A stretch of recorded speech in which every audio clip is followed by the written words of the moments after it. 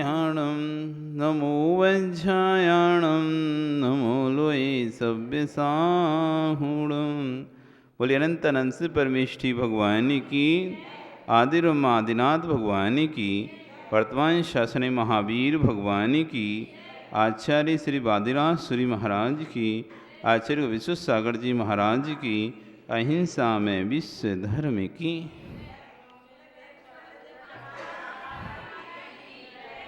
चलेगी, पढ़ेंगे एक साथ। एकी भावं गति विमया या स्वयं कर्म बंधो घोरम दुखम भव भवगतो दुर्निवारा करोति तस्याप्यस्य तैजिनिरवि जेतुम शक्यो भवति न तया को वरस्तापि हेतु ज्योतिरूपं दुरितनिवह धान्त विध्वंस हेतु त्वामेवाहु जिनवरचिरं तत्त्वविद्याभियुक्तं चेतो वासे भवसि च मम स्फारमुद्भासमान तस्मिन्नाह कथयुतमो वस्तुतो आनंद्रासु स्नपित बदनं गदगदं चाभिजल्पन् यस्या एते तयि दृढमना स्रोतमन्त्रै भवन्तं तस्या विस्तदपि च सुचिरं देहबल्मीकमध्यान् निष्कासन्ते विविधविश्वं व्याधया काद्रिभिः प्रागेवेह त्रिदिवभवना देशदा भव्य पुण्यात् पृथ्वी चक्रं कनकमयतां देवनिन्नेत एदं ध्यानदारं मम रुचिकरं शान्तिगेहं प्रविष्ट तत्किं चित्रं जिनवपुरिदं यस्वर्णीकरोषि लोकस्यैकस्तमसि भगवन् निर्निमित्तेन बन्धुस् तय्येवासौ सकल विषयासक्तिरप्रत्यनीका भक्तिस्पीतां चिरमदिवसन् मामिकां चित्तशय्यां मय्युत्पन्नं कथयितदा क्लेशयोथं सहेता जन्माटव्यां कथमपि मया देवदीर्घं भ्रमित्वा प्राप्ते वेयं तव न कथा स्फारपीयूषवापि तस्यामध्ये हिमकरहिमवियुषीते नितान्तं निर्मग्नं मां न जहति कथं दुःखदावोपतापा पादन्यासा जपि च पुनतो यात्रयात्रेते लोकी हेमाभासो भवति सुरभि श्रीनिवासस्य पद्म सर्वांगीण स्पृशति भगवन् त्वय्यशेषं मनो मे श्रेया किं तस्मैरहर यन्नमामभ्युपेति पश्यन्तं तद्वचनममृतं भक्तिपात्र्या प्रबन्तं कर्मारण्यात् पुरुषमस्मानन्दधामप्रविष्ट त्वं दुर्वारस्मरमदहरं तत्प्रसादेके भूमिं क्रूराकार्हा कथरुजा कंठका निर्लुठन्ति। यहाँ पर आयु कर्म की चर्चा चल रही है। कौन सा जीव किस कार्य को करने से, कैसे परिणामों को रखने से किस आयु को प्राप्त होता है। नरक आयु, तिरंच आयु, मनुष्य आयु, तीन आयु के बंधक जीवों को हमने समझा कि कौन नरक आयु को बांधता है, कौन तिरंच आयु को बांधता है और कौन मनुष्य आयु बांधता है। कल आपने पढ़ा था कि विनम्रशील जो व्यक्ति रहता है, भद्र परिणामी जो होता है, कसाय की जिसकी मंदता होती है, जिसका व्यवहार सरल होता है, मन में कुछ, वचन में कुछ, काहे से कुछ जिसके अंदर वृत्ति नहीं चलती, सरल स्वभावी जीव रहता है, ऐसा भद्र परिणामी जीव, अल्पकसाय जीव और जिसके मरण के समय संक्लिष्टता नहीं होती, ऐसा जीव क्या करता है, मनुष्य आयु को बंद करता है। चाहे वो तिरंच अवस्था में हो, चाहे नरक अवस्था में हो, चाहे देव अवस्था में हो, किसी भी अवस्था में रहे, चाहे मनुष्य अवस्था में रहे, यदि निसंक्लेश परिणामों स्मरण करेगा तो मनुष्य बनेगा। 40 पढ़ते हैं नमकार। एक बैल ने मंत्र सुना था, राजघराने में जन्मा। बैल, एक बैल जो कि मरणासन अवस्था में पड़ा हुआ है, संक्लेश हो रही, लोग उससे पत्थर मार मार के निकल रहे हैं, पर कोई भी उसकी पीड़ा को नहीं समझ रहा है, कोई भी उसको उपचार करने के लिए तैयार नहीं है, कोई उसके पास जाने के तैयार नहीं है, कोई उसको ले जाकर उसकी इलाज कराने तैयार नहीं है, और बल्कि और पत्थर मारने के लिए सभी तैयार है। पत्थर खा रहा है, अंदर अंदर संक्लेशित परिणामों से युक्त हो रहा है। तभी एक जीवंदर सेठ वहां से निकलता है। जीवंदर नाम का एक सेठ वहां से निकलता है, और जैसे उस बैल को देखता है, उसके परिणाम करुणा से भर जाते हैं। ओहो, ये हैं तिरंज पर्याय के दुख। अपने दुख का भी प्रतिकार नहीं कर सकते, अपनी पीड़ा का भी प्रतिकार नहीं कर सकते। मुझे पीड़ा है ये भी किसी से जाकर नहीं कह सकते। हम तुमको पीड़ा होती तो किसी से भी जाकर बोल देते, भैया मुझे बहुत पीड़ा है, दुख है, तकलीफ है। कोई तुम्हारी तकलीफ दुख दूर कर सकता है, लेकिन उस तिरंज के तो कोई दूर करने वाला नहीं है। उस तिरंज को, बैल को देखकर, ये वही बैल है, देखो जब इसके मालिक ने जब ये हष्ट पुष्ट रहा होगा तो इससे काम लिया होगा, अब ये कोई काम का नहीं रहा तो इसको बाजार पे छोड़ दिया। ये बाजार में जो गाय हैं, कोई गाय कहाँ से आई है, बैल कहाँ से आए?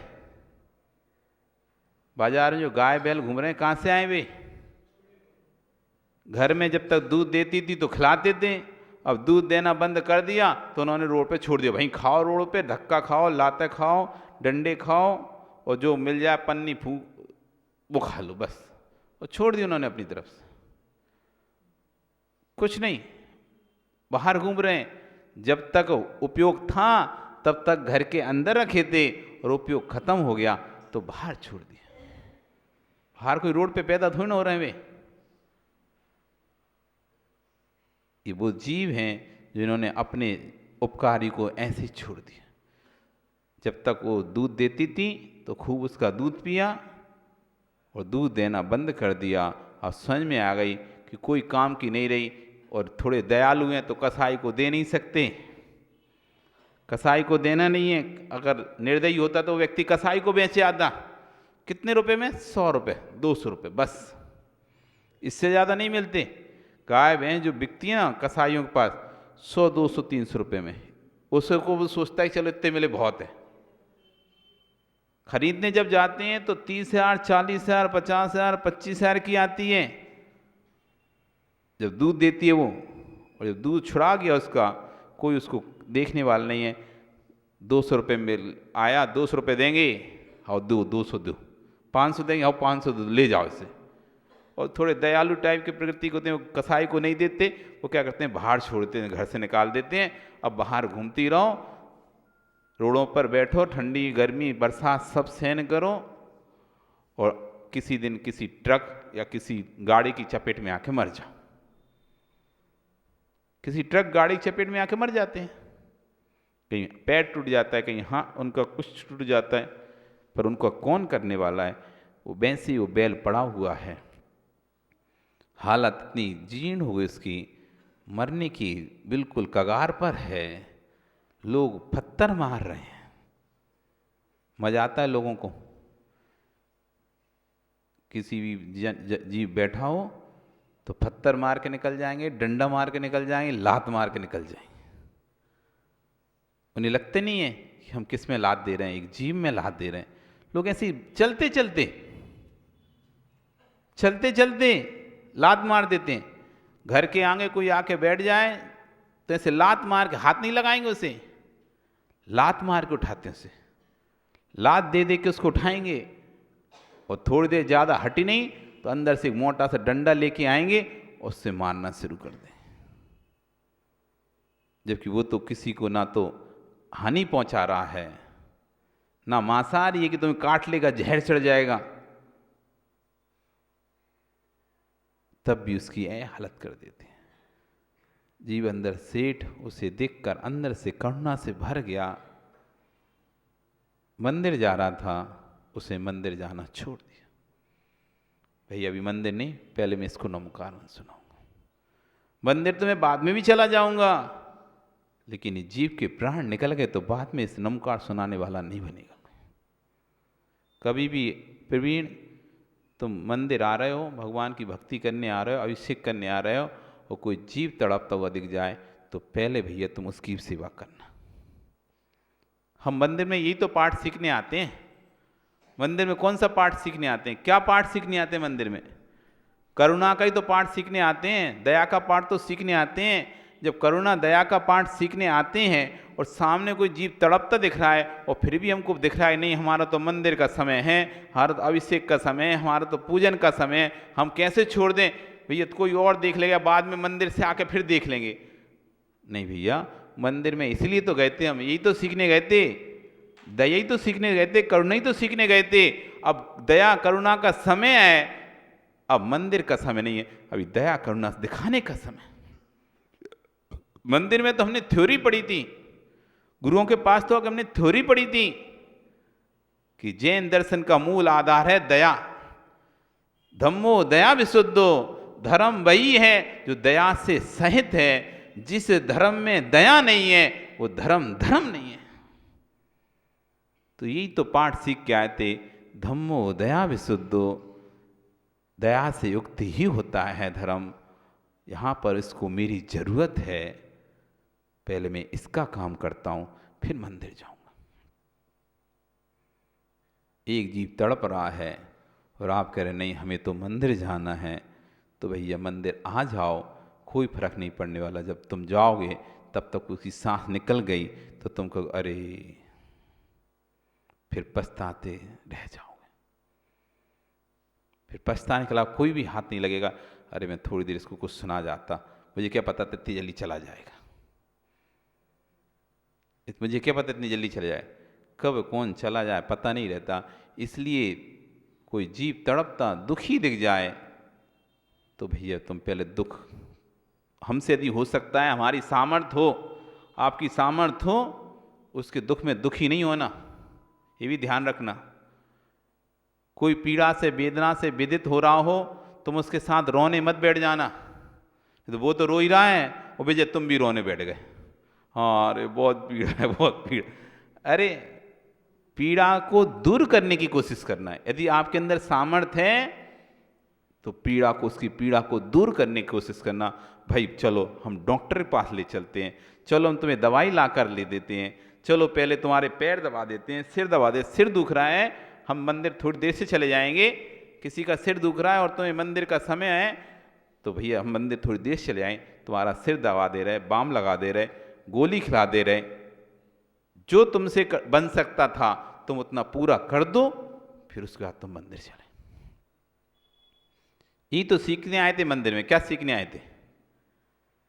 कि कोई जीव तड़पता दिख जाए, दुखी दिख जाए, उसकी दुख को दूर करना। यही तो जैन धर्म सिखाता है। ये थोड़ी ना सिखाता है कि दुखी को छोड़कर भाग जाना। दुखी के दुख को दूर करना आपकी सामर्थ्य में हो तो, यदि सामर्थ्य में नहीं है तो भैया जितना कर सकते उतना करना, नहीं तो धर्म विपाक विषय नाम का धर्म ध्यान करना। भाई क्या कर सकते हैं? अब कोई बकरा कटती हुई दिख रहा है, अब तुम क्या कर सकते हो?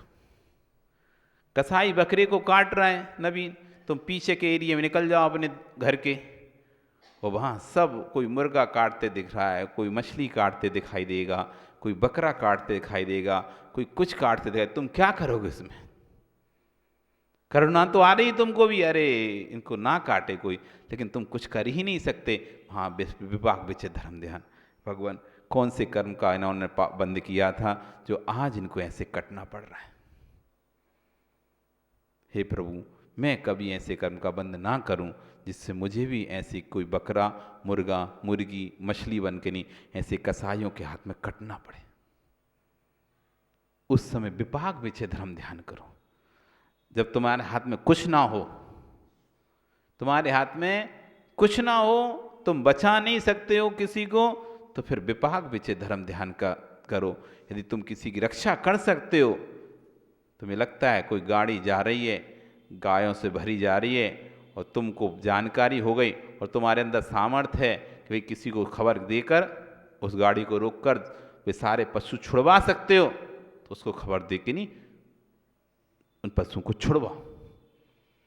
पुलिस को या जहाँ भी खबर दी जाती है वहाँ खबर देकर उन पशुओं को छुड़वाओ यदि सामर्थ्य है। और सामर्थ्य नहीं तो अकेले लड़ने मत पहुँच जाना, नहीं तो वो तो हैं 4, उनके हाथ में तो छुरा, तुम अकेले पहुंच गए छुड़ाने के लिए, आओ देखा ना ताओ और जाकर भिड़ पड़े, वो एक छुरा तुम्हारे पेट में घोंप देंगे। नहीं, सामर्थ्य देखो, मैं अभी अकेला हूं, स्वयं तो कुछ नहीं कर सकता, सामने तो जाके लड़ सकता, लेकिन हाँ जहां खबर कर सकते हैं, जिस प्रकार से बच सकते हैं उस प्रकार से हम बचाते हैं।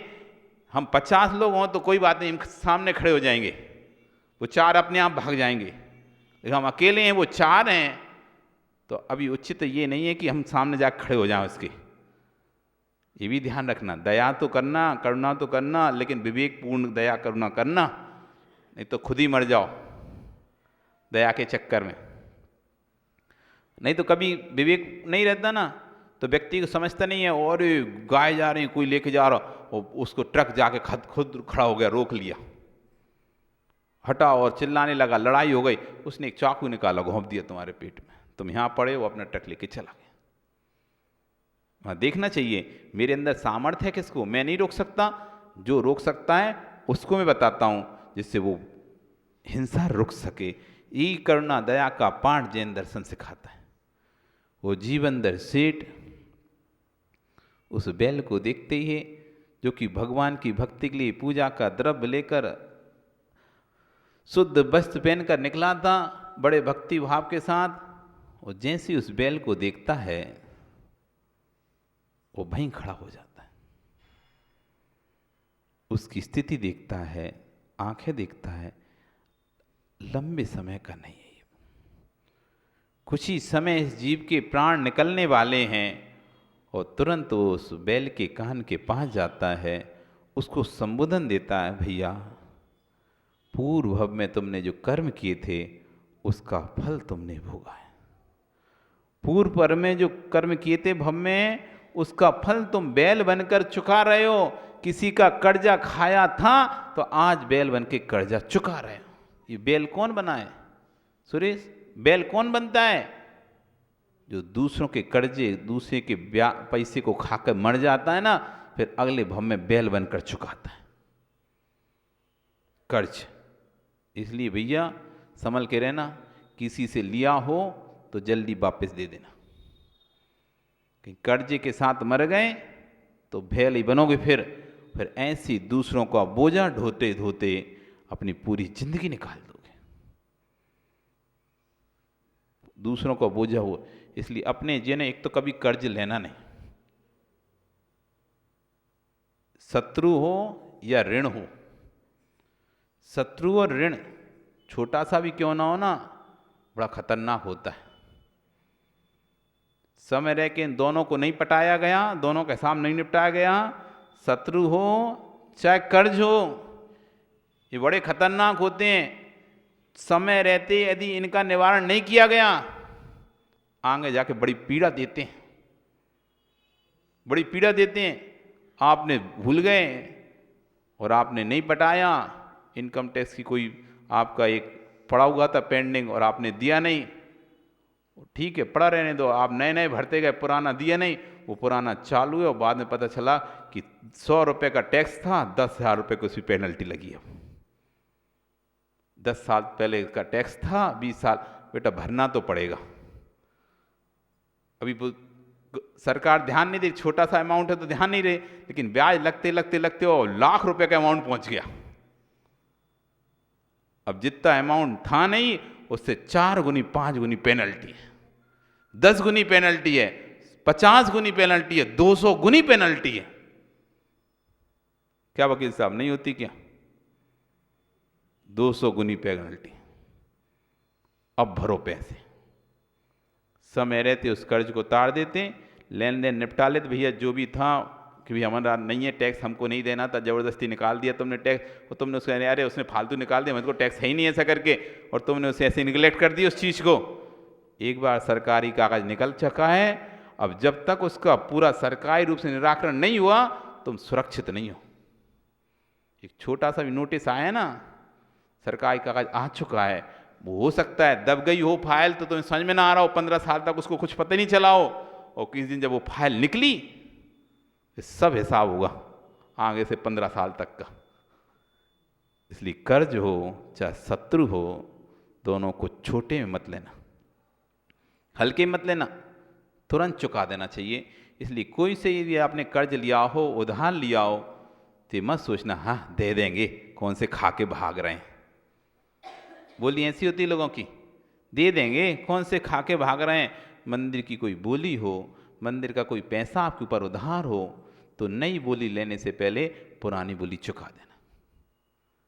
ऐसा नहीं करना कि पुराना तो रखा ही है, नया और लिखा दिया।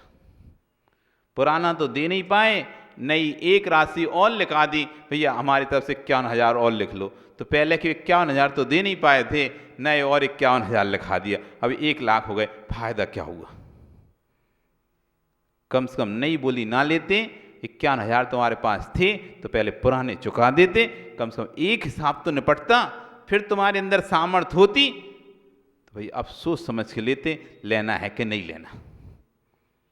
वो तो कर्ज है, तुम आज नहीं दोगे तो ये मत सोचना मंदिर का पैसा है दे देंगे, कभी भी दे देंगे, नहीं भी दिए तो क्या जाता है, नहीं भी तो क्या जाता है, कौन सा कोई नोटिस निकल आएगा, कौन सा कोई हमें थाने में जेल में बंद कर देगा, कोई कौन सी पेनल्टी लग रही है। पेनल्टी लगती नहीं है मंदिर के पैसे पे कि भैया 5 दिन के अंदर नहीं दोगे तो 10 गुना पेनल्टी है, 2 गुना पेनल्टी है, ऐसा कुछ तो है नहीं। यदि ऐसा कोई सिस्टम होता तो आदमी अगले दिन ही दे देता। यदि ऐसा समाज सिस्टम बना देती, कमेटियाँ सिस्टम बना देती, जो व्यक्ति अपना 15 दिन के अंदर पैसा नहीं देगा बोली लेने के बाद, तो उससे 15 दिन बाद डबल हो जाएगा, डबल हो जाएगा। ऐसा बना दे, इसलिए बोली लेने से पहले वो तो 100 बार सोचता और लेता तो तुरंत दे देता भैया। और हमको तो समझने जब लिया है तो देने में व्यक्ति हिचकता क्यों है। जब लिया है, तुमने लिया है, सोच समझ के लिया है, किसी ने कोई प्रेशर नहीं दिया था, किसी ने कोई दबाव नहीं डाला था, किसी ने कुछ कहा नहीं था, तुमने स्वेच्छा से अपने बोले थे मैं इतने रुपए दूंगा। अब जब बोले थे तो अब देने में आना कहानी क्यों, अब देने में आना कहानी क्यों। बोले तो बस दो, मुंह से निकल गया दूंगा, लिख लो मेरे तरफ से इतने में दूंगा, तो घर जाओ जल्दी से पैसे उठाओ, भैया लो, क्या पता मैं कल तक जिंदा रहा नहीं रहा, मर गया तो फालतू में कर्जा लेके जाऊंगा और बैल बन के चुकाऊंगा। जो मंदिर के पैसे के दिए बिना मर जाता है वो 60,000 वर्ष तक विष्ठा में कीड़ा बनता है। जो निर्माल का पैसा रखकर अपना व्यापार करता है, जो निर्माल के पैसे से अपना मतलब मंदिर की बोली बोल दी, 5 लाख की ले ली, 10 लाख की बड़े बड़े इंद्र बन गए, 50 लाख की बोली ले ली, अब 50 लाख देते रहेंगे, धीरज धीरज से आराम से धीरे धीरे देते रहेंगे। अभी उपयोग कर लो, व्यापार में लगा लो, अभी पैसा दे सकते थे एक साथ, सामर्थ्य थी, पर ये सोच के कि अरे 10 साल का तो समय है, आराम से दे लेंगे, बोले थे अपन 10 साल में देंगे, तो पैसा को अपन उपयोग करते हैं, हर साल 5-5 लाख रुपए दे देंगे तो 50 साल के अब हो सकता है तुम अगली साल ही मर गए, अब कौन देगा पैसे। बेटों ने कह दिया हमने ना बोली ली थी ना, हम जा जानते, तुम जानो तुम्हारी बोली जाने, खत्म। यह स्थिति खराब हो गई। सबके समय एक से नहीं रहते, सबकी परिस्थिति एक से रहती है। कब किसी के पास पैसा रहता है, किसी के पास पैसा नहीं रहता। कितने कितने बड़े बड़े सेठ कोरोना में कंगाल हो गए नहीं हो गए, बड़े बड़े व्यापारी, बड़े बड़े सेठ, बड़े बड़े धन्ना सेठ, पैसा दूसरे का रोटेशन करते थे, इसके टोपी उसके सिर, इसकी टोपी उसके सिर रख रख कर पैसा रोटेशन करते थे, और करोड़पति कहला रहे थे। लेकिन वो एकदम स्टॉप हो गया सब कुछ, बड़े बड़े लोग जमीन पर आ गए। लाखों की कारोबार करने वाले भी जमीन पर आ गए, रोड पर, क्योंकि रोटेशन तो घूमना था। पैसा तो उधार लेके काम चला रहे थे, वो पैसा तो दूसरों का पैसा ब्याज पर लिया था, अब वो तो अपना ब्याज बढ़ रहा है, अब तुम्हारा माल नहीं बिक रहा है, तुम्हारा पैसा आना बंद हो गया। सामने वाले का भी व्यापार बंद, तो उसने भी तुम्हारा पैसा देना बंद कर दिया। लेकिन जिससे आपने लिया था, बैंक से लिया था या किसी से भी लिया था, तो वो तो अपना नियमित उसका तो किस्त उसकी समय पे आ ही रही है, किस्त उसका ब्याज तो किस्त बन ही रहा है, तो वो तो अपना समय पे लेगी। अब तुम्हारे पास नहीं, चाहे अपनी घर की पूंजी तोड़ कर दो, चाहे कहीं से दो, लेकिन बैंक को तो अपनी किस्त चाहिए। नहीं दोगे तो कुड़की करेगी, जब्ती करेगी, नहीं तो बहुत ज़्यादा ब्याज लगा देगी। तो ऐसे में कई लोगों के घर बिक गए, जमीन बिक गई, व्यापार खत्म हो गए। कभी उन्होंने सोचा नहीं होगा कि ऐसा दिन भी आ जाएगा कि कुछ नहीं करते हुए कोई घाटा नहीं लग रहा, कुछ ऐसा नहीं, व्यापार तो अच्छा चल रहा था कि व्यापार खराब हो गया हो, व्यापार बंद होगा। व्यापार चलते चलते अचानक ऐसी महामारी आ गई, चलते व्यापार अपने आप बंद हो गए। चलती गाड़ी कभी बंद हो जाती ना चलते चलते, जबकि कोई किसी का घाटा नहीं चल रहा था कि कोई व्यापार, पर ऐसा आया काल कि सब बंद करके बैठना पड़ा और उसी विषय में निपट गए। और बोली ली थी उस समय, तब दे सकते थे, लेकिन सोच लिया था अरे दे लेंगे, 5 साल में दे लेंगे, 10 साल में दे लेंगे, 2 साल में दे लेंगे। अब वो 2 साल का काल ऐसा आया, अब दे ही नहीं पा रहे, और इतने नीचे आ गए, अब कमर ऐसी टूट गई, अब सीधे हो ही नहीं पा रहे। पैसों से ऐसी कमर टूटी कि अब सीधे हो ही नहीं पाया, जितनी पूंजी थी वो सब साफ हो गई, अब तो देने की दूर दूर तक सामर्थ्य ही नहीं उसे। इसलिए ज्यादा कभी भी बोली लो तो अपनी सामर्थ्य के अनुसार लो, और लो तो कोशिश करो कि 1-2 दिन के अंदर हम उसको दे ही दें। कर्ज रखना सिर पर अच्छी बात नहीं है, कर्ज रखना सिर पर अच्छी बात नहीं है। देना तो है ही, व्यक्ति देता ही है, लेकिन बस कर्म का बंद करके देता है। पैसा सब देते हैं, बोली लेते हैं, ऐसा कोई नहीं देता होगा, सब पैसा चुकाते हैं, लेकिन बस यही है कि आप कर्म का बंद करके, कर्म निर्जा के लिए बोली ली गई थी, लोभ कसाय कर्म करने के लिए बोली ली गई थी, पुण्य के लिए बोली ली गई थी, तो वो पुण्य ना तो पुण्य बन पाता, ना लोभ और ना कर्म का बंद हो पाता। उल्टा तीव्र कर्म का बंद और अंतराय कर्म का बंद बन जाता है, और पाप का आश्रय और हो जाता है। पैसा तो चुक जाता है, पर पाप का आश्रय हो जाता है। पुण्य आश्रय के लिए बोली ली थी, उल्टा पुण्य का आश्रय तो नहीं हुआ, पाप का आश्रय हो गया, पुण्य भी गया, पैसा भी गया, पुण्य भी गया, पैसा भी गया। इसलिए भैया सामर्थ्य तो ब्याज लोन मत लो किसी बैंक से जाके, अपने खुद की कर लो जितनी सामर्थ्य है, ऐसी जितनी बोली कि अपनी सामर्थ्य हो दे सकते हो, भैया हम इतने रुपए दे सकते हैं, कैश लो, ये ख़त्म करो, निपटा झुपटी, हमें कोई चाहिए नहीं, फ्री।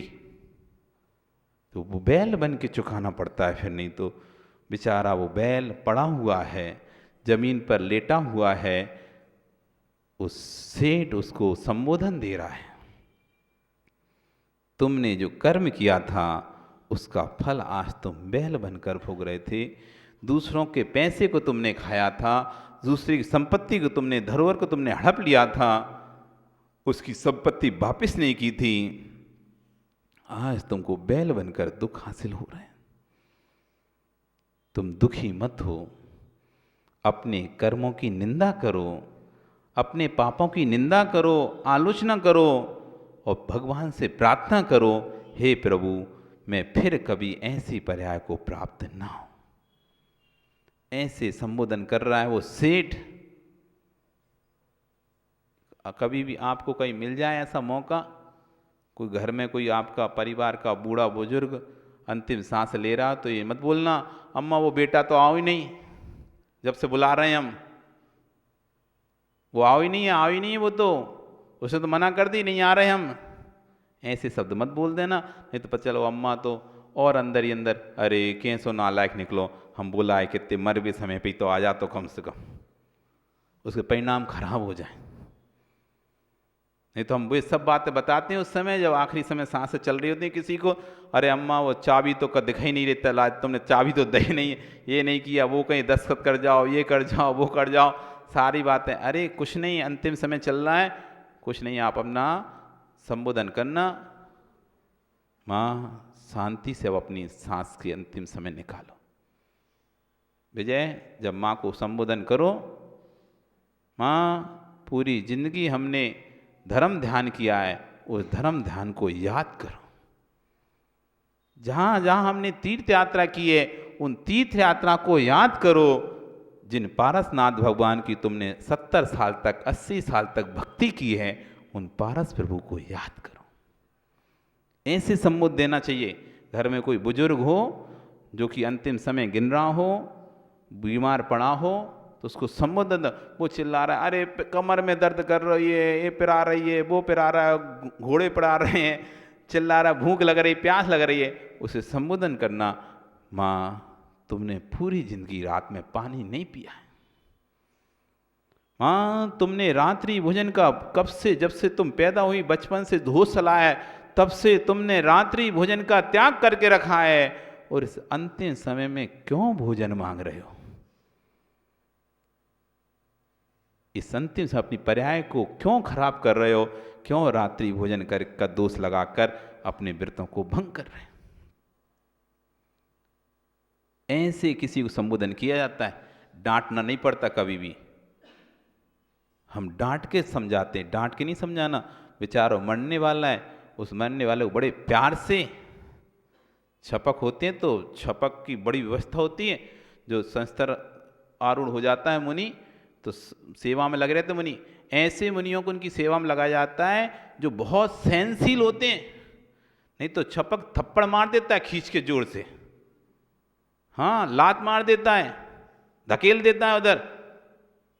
तुम मुझे मारना चाहते हो, ऐसा करके कुछ भी कह सकता है उनसे, चिल्ला सकता है, गाली दे सकता है, तब भी वो छपक शांति से सब सहन करते हैं। जो सेवा करने वाले जो हैं मुनिराज, जिनको गुस्सा आता है उनको तो पास में ही नहीं बिठाला जाता, उनके पास में नहीं बैठने देते जिनको गुस्सा आता हो। मुनिराज को उस छपक के बिल्कुल पास नहीं रहने देते, दूर रहो तुम। वो तो छपक है, मन समय उसके अंदर तो वेदना हो रही है, वो तो वेदना के बस होकर तुम में लात भी मार सकता है। बात नहीं मान रहा है तुमको, वो तुम उसको पलटना है करवट इधर, और तुम उनको समझ में आ नहीं तो तुमने पलटा दी करवट इधर। उसे गुस्सा आ गया, उसने एक थप्पड़ तुम में जो उसे खींच के दे दी। गुस्से लोगों तो पता चला तुम ही उसे मारने बैठ गए हमें मारता है, एक तो सेवा करो सब मारते हो, ऐसे चिल्लाने लगेगा। जो सहनशील हो, अरे गलती हो गई, गलती क्षमा करो, पता नहीं था कि किस करवट पर आपको सोना है, अच्छा इस करवट सोना है, आप क्षमा करो, क्रोध मत करो, परिणाम को शांत रखो। ऐसे उस छपक को शांत रखते हैं बिल्कुल, किसी प्रकार की संक्लिष्ट इसके अंदर ना आए, नहीं तो गति बिगड़ जाएगी, इसकी गति बिगड़ जाएगी। इसलिए बहुत संभाल के 48 साधु की जरूरत होती है एक सल लेखना में। 4 साधु पैर दबा रहे, 4 साधु सिर के आसपास बैठे हैं, 4 साधु धर्म सुना रहे हैं, 4 साधु बाहर पब्लिक को कंट्रोल कर रहे हैं, 4 साधु बाहर भोजन सामग्री जो भी चाहिए उनको आहार के लिए वो लेकर आ रहे हैं, 4 साधु प्रवचन कर रहे हैं जिससे कि सब कोई, 4 साधु बाहर की व्यवस्थाएं देख रहे हैं, कौन कहाँ पर क्या बोल रहा है, कैसी हवा चल रही है, सल्लेखना को लेकर, मरण को लेकर, कैसी कौन कौन क्या लोग हो रहे हैं। वो 4 साधु इस व्यवस्था में, 4 वादी साधु रहते हैं। कोई आ जाए विवाद करने तो उससे शास्त्रार्थ करके उसको हराकर चुप करा दें।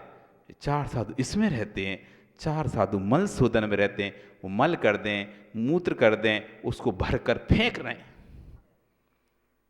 ऐसे 4 साधु हर प्रक्रिया में लगे रहते हैं। ऐसे 48 साधु एक साधु की सेवा में लगे रहते हैं। किसी भी प्रकार की किंचित मात्र की पीड़ा छपक को ना हो जाए, इसके परिणाम बिगड़ने नहीं चाहिए।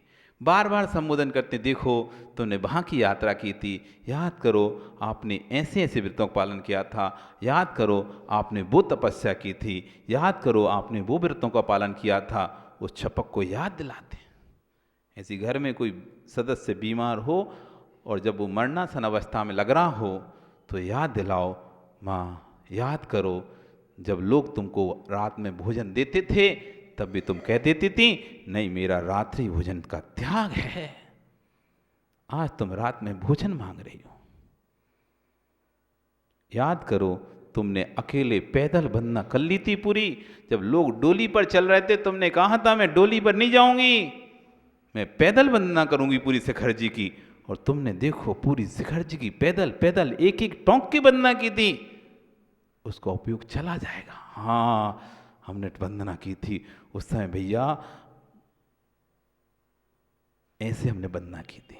अब उसके दिमाग में जो भोजन मांग रहा था अब चित्र बदल चुका है। हाँ, हम शिखर जी में ऐसे गए थे, वो नाले पर बैठे थे, वो गौतम टोंक पे पहुँचे थे, फिर इधर टोंक पे गर्दन टोंक कौन गए थे, जल मंदिर गए थे, स्वर्ण भतकूट गए थे, पार्श्वनाथ की भगवान की ऐसी हमने वंदना की थी। अब वो पूरा जो चित्र है वो बदल चुका है, उपयोग बदल चुका है पूरा। वो जो वेदना हो रही थी वो अपने आप गायब हो जाए। वो सेठ उस बैल को समझा रहा है कि भाई अब तुम किसी से बैर मत रखो, किसी की गलती किसी की नहीं है। तुम्हारी पर्यायी तिरंज पर्याय थी, उसमें तो ऐसे ही दुख मिलते हैं, छेदन भेदन भूख प्यास, इसके दुख तो तिरंजों को सहना ही पड़ते हैं। तुमने कोई नया दुख नहीं सहा, सभी तिरंज इसी दुख को सहते हैं। तो किसी के ऊपर क्रोधित मत हो, किसी के ऊपर बैर को धारण मत करो, पंच परमेष्टि भगवान का स्मरण करो। ये 5 महामंत्र, ये 5 ही शरण हैं, 5 ही उत्तम हैं, 5 ही शरण हैं, 5 ही मंगल हैं। बस इन 5 का ध्यान करो। ऐसे संबोधन कर कर उस बैल को नमकार मंत्र सुनाता है।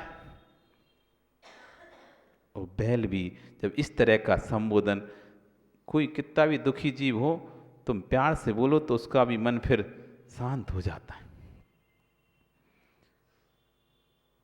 कोई कितना भी लड़ रहा हो ना, लड़ के कभी होता है कोई व्यक्ति लड़ाई करता है तो सबसे लड़ लेता है, सबको गालियां दे देता है, चिल्ला देता है, पर अंदर में अशांत रहता है। तो जिनको दिया तो उनके लिए तो सब सांत्वना देने चले जाते हैं, अरे वो तो तुम सबको ही दे रहा, तुमको ही दे रहा, तो तुम नहीं करो। तो जिनको गाली दी तो उनको तो लोग सांत्वना देने वाले मिल गए, लेकिन वो गुस्से में उससे कोई सांत्वना देने वाला नहीं है,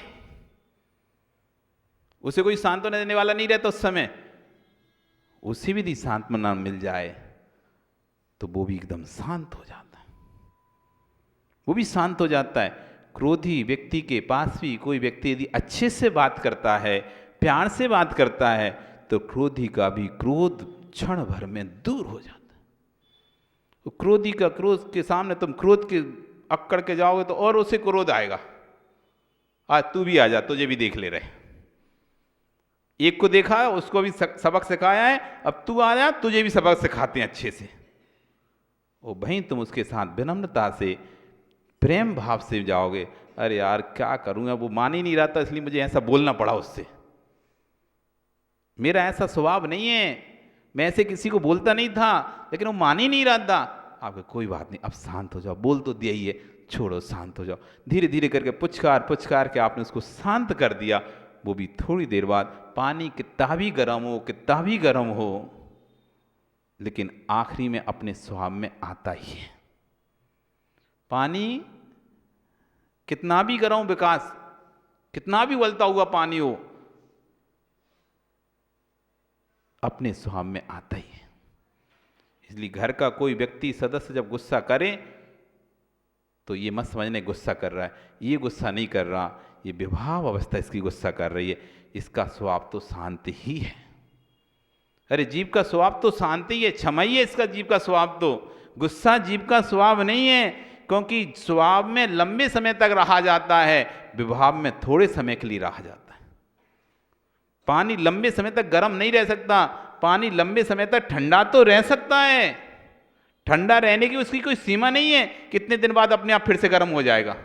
ऐसा कुछ होता है पानी के साथ कि पानी को आपने भर के रख दिया तो 1 महीने बाद अपने आप गर्म होने लगेगा, नहीं है। लेकिन ठंडे होने की सीमा है। आप जैसे ही गैस से उतारोगे, अग्नि से उतारोगे पानी को, 5 मिनट बाद वो ठंडा होना शुरू हो जाएगा, एक सीमा, 1 घंटे बाद बिल्कुल ठंडा हो जाएगा। 2 घंटे बाद एकदम ठंडा हो जाएगा। उसकी सीमा है गर्मी की, गुस्से की सीमा है। एक व्यक्ति गुस्सा करेगा 5 मिनट, 10 मिनट, 15 मिनट, आधा घंटा, उसके बाद उसे ठंडा होना ही पड़ेगा। क्योंकि हर वस्तु, कोई भी वस्तु हो, वो अपने स्वभाव में ही रहती है लंबे समय तक, विभाव में लंबे समय तक नहीं रहती। पुद्गल का स्वभाव है गलना सड़ना, पुद्गल का स्वभाव है पूरन गलन स्वभाव, उसका गलना सड़ना स्वभाव है। एक निश्चित समय तक की कुर्सी सुरक्षित रहेगी, फिर इसके बाद वो भी अपना टूटना शुरू कर देगी। एक निश्चित समय एक दरी आपकी सुरक्षित रहेगी, एक समय बाद ये भी फटना शुरू कर देगी। एक निश्चित समय तक आपके कपड़े आपके सही रहेंगे, वो भी टूटना फटना शुरू कर देंगे। एक निश्चित समय तक शरीर आपके साथ रहेगा, फिर ये भी गलना शुरू कर देगा, क्योंकि उसका स्वभाव है गलना सड़ना। लंबे समय तक सही नहीं रह सकती, क्योंकि हर वस्तु एक समय बाद अपने स्वभाव में जाती ही है। जीव का स्वभाव है शांत रहना। कोई कितना भी गुस्सा करेगा, एक थोड़े समय बाद उसको शांत होना ही पड़ेगा, उसको अपने स्वभाव में जाना ही पड़ेगा। इस तरह से उस बैल को संबोधन कर रहे, बैल एकदम शांत हो गया। आप लोग हुए नहीं हुए शांत? एकदम शांत हुए कि नहीं हुए? जब आप शांत हो सकते हो तो बैल क्यों नहीं शांत हो सकता? वो भी तो संगी पंचेंद्री है। जब आप शांत हो सकते तो वो भी शांत हो सकता है।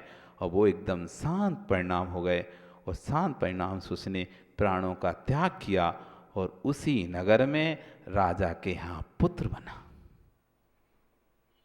उसी नगर में, कहां बैल तिरंच पर्याय, और कहां राजा का पुत्र मनुष्य पर्याय में। कोई छोटा मोटा सामान्य इंसान भी नहीं बना। यह है इस महामंत्र का महत्व। जो इस महामंत्र को बड़ी श्रद्धा के साथ अपने हृदय में धारण करता है, उसके सारे काम बनते हैं, सारे काम बनते हैं। कोई भी काम ऐसा नहीं है। मंत्र 84 लाख मंत्रों का राजा है। संपूर्ण मंत्रों की उत्पत्ति इसी मंत्र से हुई है। कोई भी मंत्र बोलेंगे तो पंच परमेष्टि का ही स्तवन होगा। ये पंच परमेष्टि का वाचक मंत्र नमोकार मंत्र है। 35 अक्षरी मंत्र है। बड़े बड़े जो रहते हैं ना दरगाह में, वो फूका फाकी करने वाले पीर फकीर इस मंत्र का उपयोग करते हैं। तुम्हें पता नहीं है, झाड़ा फूकी करने वाले, उनको श्रद्धा है। किसी ने कैसे पता नहीं सिद्ध कर लिया, उन लोगों ने मंत्र को सिद्ध कर लिया है। उस मंत्र से फूका झाड़ा फूक करते हो। तुम सोचते पता नहीं क्या बोला, करता रहता है वो कुछ नहीं पढ़ता, नमोकार मंत्र पढ़कर आपको फूक देता है। वो तो बढ़िया झाड़ा लगाता है। नजर उतर गई हमारी तो एक बार में। कभी उससे पूछना, भैया कौन सा मंत्र पढ़ा था? नमोकार मंत्र पढ़ा था। बिल्कुल देखी होगे, बहुत बहुत असरदारक है उल्टा नमोकार मंत्र। 3 प्रकार से नमोकार मंत्र पढ़ते हैं, याथानुपूर्वी, तथ्यानुपूर्वी, याथा तथ्यानुपूर्वी। याथानुपूर्वी यथाक्रम, जिस क्रम से दिया है, नमो अरिहंताणम, नमो सिद्धाणम, नमो आर्याणम, नमो वज्रायाणम, नमो लो, सब श्रवण क्रम है। तथ्यानुपूर्वी उल्टा पीछे से, नमो लोय सब श्रावणम, नमो वज्रायाणम, नमो आर्याणम, नमो सिद्धाणम, नमो अरिहंताणम। ये पीछे के क्रम से पढ़ रहे हैं। याथा तथ्यानुपूर्वी, नमो वज्राणम, नमो सिद्धाणम, नमो आर्याणम, नमो अरिहंताणम, नमो लोय सब श्रावणम। 5 पद करना है, कैसे भी होंगे, ऊपर नीचे कहीं से ही पढ़ेंगे, 5 पद पूरे होना चाहिए। तो सबसे कठिन है ये याथा तथ्यानुपूर्वी। क्रम वाला तो आपको रट चुका है जबान पे, तो फट से बोल देते हो। अक्रम पीछे से थोड़ा मेहनत लगेगी पर बोल दोगे, लेकिन याथा तथ्यानुपूर्वी जब बोलोगे तो आपको याद रखना पड़ेगा कौन सा बोल दिया और कौन सा भी नहीं बोला है, कौन सा बोल चुके और कौन सा बोलना बाकी है। जब ये ध्यान रखोगे तो सोचो, पूरी एनर्जी एक जगह इकट्ठी हो जाएगी आपकी, पूरा ध्यान एक जगह एकाग्र हो जाएगा। हिम्मत है कोई आपके दिमाग में कुछ और भर दे उस समय, संग्रह में रख लोगो, कौन छूट ना जाए। या तत्व और ज़्यादा पावरफुल मंत्र है। इस तरह से मंत्रों की बहुत महिमा है, कभी समय होगा बताएंगे। आज आपका समय हो गया। वो बैल राजा का पुत्र हो गया, सिर्फ किससे? मरण के समय संक्लेश परिणामों के अभाव से। कोई व्रत नहीं लिया। ये कह रहे हैं निशील व्रतम सर्वेशम, बिना व्रत के भी, बिना सील धारण किए, बिना व्रतों को धारण किए, कुछ त्याग नहीं भी किए, तब भी मनुष्य आयु को प्राप्त कर सकते हो। मरण के समय बिल्कुल शांत परिणाम हो। पूरी जिंदगी कितने भी पाप किए हो तुमने और आयु बंद नहीं है, वो मरण के समय तुम्हारे शांत परिणाम हैं, संक्लेश परिणामों के अभाव के परिणाम हैं, तो आप मनुष्य बन जाओ, मनुष्य बन जाओगे। और वो संक्लेशता का परिणाम का भाव उसी का होगा जो अभी समय रहते अपनी कसाय को कंट्रोल कर लिया। अभी समय रहते यदि आपने कंट्रोल नहीं किया, ऑर्डर चलाने का, आदेश चलाने का रुतबा क्षमता बनता रहा, फिर मरते समय वही ऑर्डर चलाओगे, आदेश चलाओगे। कोई यारी थोड़ी सी गलती कर देगा, तुम उसमें उठाकर थप्पड़ मारोगे। अभी से अपने आप को कंट्रोल करना पड़ेगा, जिससे कि मरते समय तक, जैसे ब्रेक लगाते ना तो बहुत देर में जा, ट्रेन एकदम थोड़ी ना रुक जाती है, बहुत पहले से ब्रेक, 1 किलोमीटर पहले से ब्रेक लगाना शुरू कर देते हैं वो, धीरे धीरे धीरे धीरे धीरे इसकी स्पीड कम करके, तब जाकर स्टेशन के प्लेटफार्म पर जाके ट्रेन रुकती है। और वे सोचे हैं पहले स्टेशन जाए तभी लगा लेंगे बंद, तो क्या होगा? ट्रेन गिर जाएगी, पलट जाएगी और पैसेंजर मर जाएंगे। क्यों अंजू, नहीं होगा कैसा? कितनी पहले से आउटर होता है 1 किलोमीटर पहले आउटर बनाया जाता है। जब पता चल जाता है कि आउटर, अब स्टेशन आने वाली, आउटर आ गया तब स्टेशन आने वाली है, वो आउटर से ब्रेक लगाना शुरू करता है, उसकी स्पीड कम करना शुरू करता है, तब जाके कभी कभी कम नहीं कर पाता, पता चलता ट्रेन प्लेटफॉर्म से आगे निकल गई। अब दौड़ दौड़ के सब अपना सामान ले लेके भाग रहे। नियत स्थान था प्लेटफॉर्म, उसने समय से ब्रेक नहीं लगाया तो कभी कभी प्लेटफॉर्म के आउट भी चली जाती ना ट्रेन, जबकि इतनी जानी नहीं चाहिए थी उसे, लेकिन फिर भी चली गई। वो ब्रेक समय पे लगा नहीं है, तो वहाँ से समय पे ब्रेक लगा नहीं था, इसलिए यहाँ भी समय पे ब्रेक नहीं लग पाया, और कोई ने ज़्यादा ही लगा दिया जोर से, तो पटरी से उतर जाएगी ट्रेन। तो इसलिए अभी से ब्रेक लगाना स्लो, अपनी वाणी पर संयम अभी से शुरू कर दो, अपने भावों पर, वाणी पर अभी से कंट्रोल करना शुरू कर दो, तो अंतिम समय तक भाषा भी अच्छी रहेगी और भाव भी अच्छे रहेंगे। नहीं तो भाषा बिगड़ जाती बहुत बुरी तरह से। अब शब्द निकलने लगते हैं, फिर मरते समय अब शब्द निकलते हैं भयंकर। तुम देखना, तुम कहो कभी तो इसके मुंह से हमने सुने नहीं थे ऐसी ऐसी बातें, अभी मरते समय कब पगला गया, क्या हो गया, सटे आ गया, ऐसी बातें कर रहा है।